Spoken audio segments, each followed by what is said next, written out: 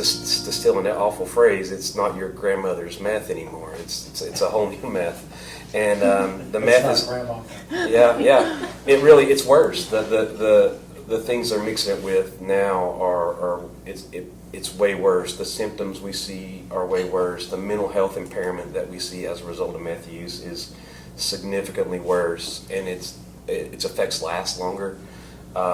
It's really concerning. But in the last 12 months, Tennessee has seen a 48% increase in overdose deaths in the last 12 months. Talk about a pretty staggering statistic. Yeah. If that doesn't get your attention, I don't know what will. Yeah. So last fiscal year, or I guess I'll say not 2021 because I don't have that data yet, but 2020, we actually saw a little over 60,000 individuals for the annual year as far as touches go. Not necessarily patients. No, those are patients. Those are individuals, and that's unduplicated over the course of the year from a touch perspective across our system. And that's probably up. So, you asked a little bit about, increases. And so when I first started back at Frontier 2015, we were seeing around 52. So we've seen definitely an increase in need in services across our region over the last couple of years for sure. When it comes to drug use, what are you guys seeing most of? Methamphetamine. Methamphetamine, and methamphetamine, and then methamphetamine, and then you can go into the other. But meth is awful. So 100% of just some other facts, and this is for the co-ed IOP. 100% of the people reporting opioid use also reported meth use. That's important to know, because what we've seen is that as things started to change with the opioid epidemic, we had lots and lots and lots of pills on the streets. And as legislation and other things and best practice and things changed, that pulled those pills off the streets. But it didn't necessarily address the problem. It just pulled what was readily available off the street, so people went to the next available thing. And we knew that was going to happen, and we were being told it was going to happen. The problem is we were told it was going to be heroin. And so because heroin's cheap and it's easily accessible in other places. But what happened here, especially in upper Northeast, and really in just East overall, is methamphetamine was already here, and the network was already here, and so it became methamphetamine much more than heroin. I mean, heroin's here, but methamphetamine just it was happy to take the place of the prescription medication. So with methamphetamine, a lot of times, just about always, I'm going to recommend they probably do a detox and a 28-day residential program if it's pretty significant. A lot of times people aren't ready for that. Just depends on what's going on. So we may start them in a lower level of care and just work on motivation, or if they've hit rock bottom and they really are ready, or if there is another entity, a third entity that's got some sway in it. A perfect example would be a court or a probation officer. It says, no, we want you to do this. And that way it's kind of a diversion. It's either you can do time or you can try this type of thing. And that'll get them in and get them started. So you can look on it, but you can see how the brain's lighting up for a person that's actively using, and then like 30 days after they've been off meth for 30 days, you can see the improvement.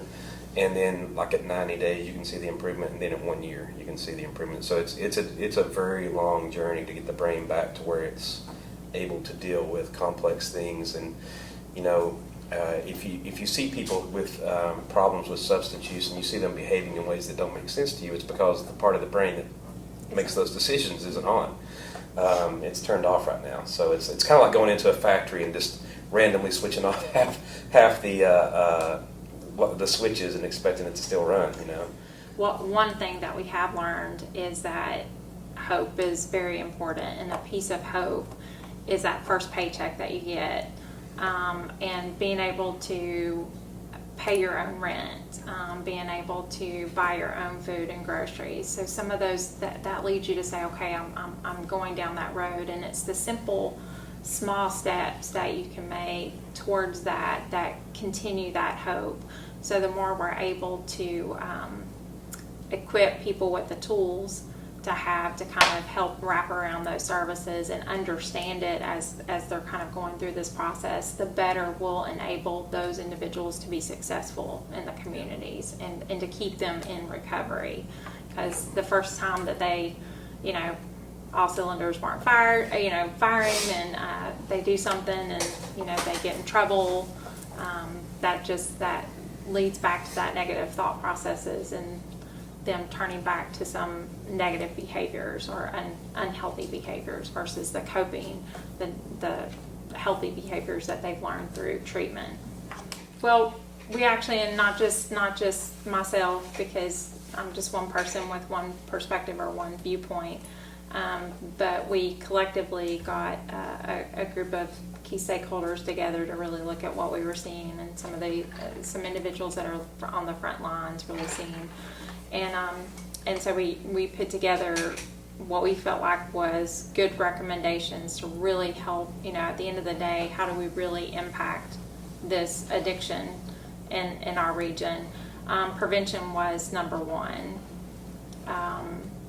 And just wrapping around evidence-based resources to support being able to educate not only children in school, but really starting in preschool, starting in communities, and really kind of building that out to where people really understand addiction more so than what we do now or today, even employers. So all of those pieces around education, awareness, understanding needs to happen in order for our community to change, because the community really needs to lift this up. It can't just be provider-led. It can't just be, the mayors. It can't just be peer recovery specialists. It really has to be that, what I call a collective impact.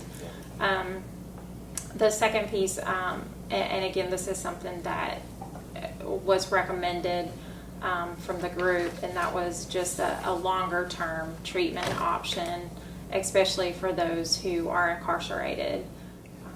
Getting the community to own it is probably the most important thing if we're going to see change.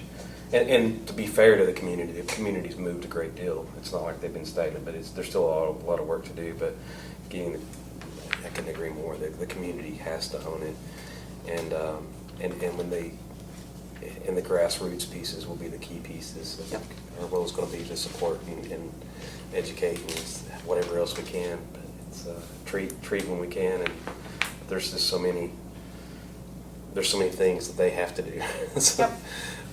So, I mean, you see used to you would never see a 70-year-old on methamphetamine. You would never see that. Right. That's not true anymore. Right. I mean, yeah, it's just, well, I mean, you got somebody that put on pain medication. Yeah. Doctors were told it was safe. Doctors were told it was not addictive. Got higher and higher doses. Then some rules changed, and their primary care said, "Oh, I can't see you anymore. You got to go to the pain clinic." They go to the pain clinic. Dose keeps going up. Some rules change. Pain clinic says, "Oh, you're on too high a dose. We can't manage you anymore." And so then they go to the street.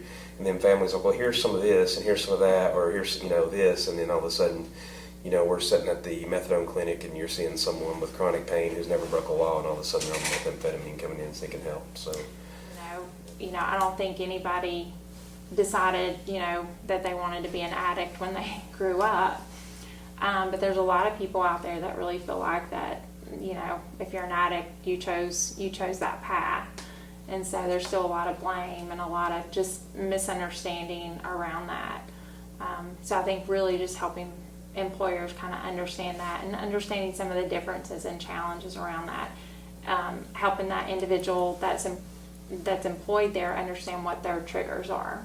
the biggest barriers that I see are stigma. As far as overall from a community barrier, stigma is number one. From a treatment barrier, transportation is still a big barrier, and then recovery housing is still, and we're seeing lots of improvement. We've got some Oxford houses in Kingsport now. We've got the Plum House in Kingsport, so we've seen some improvement.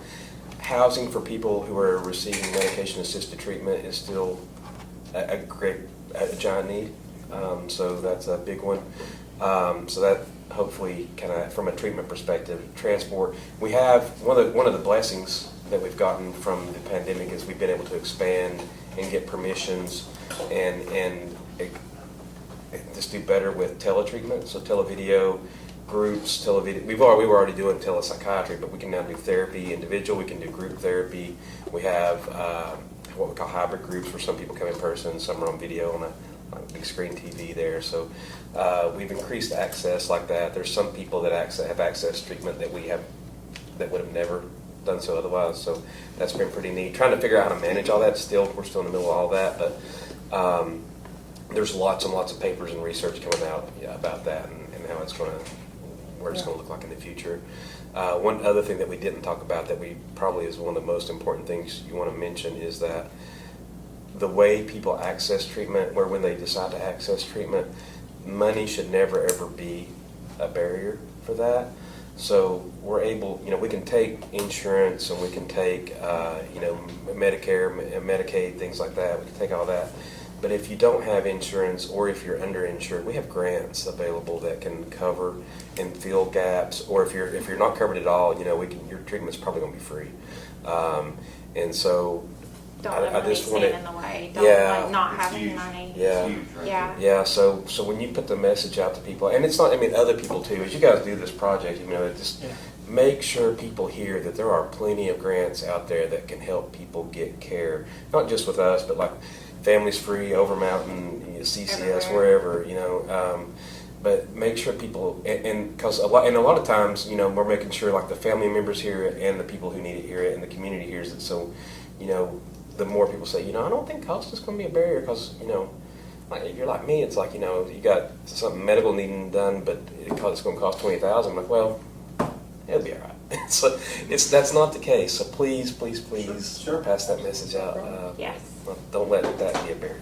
Thank you so much.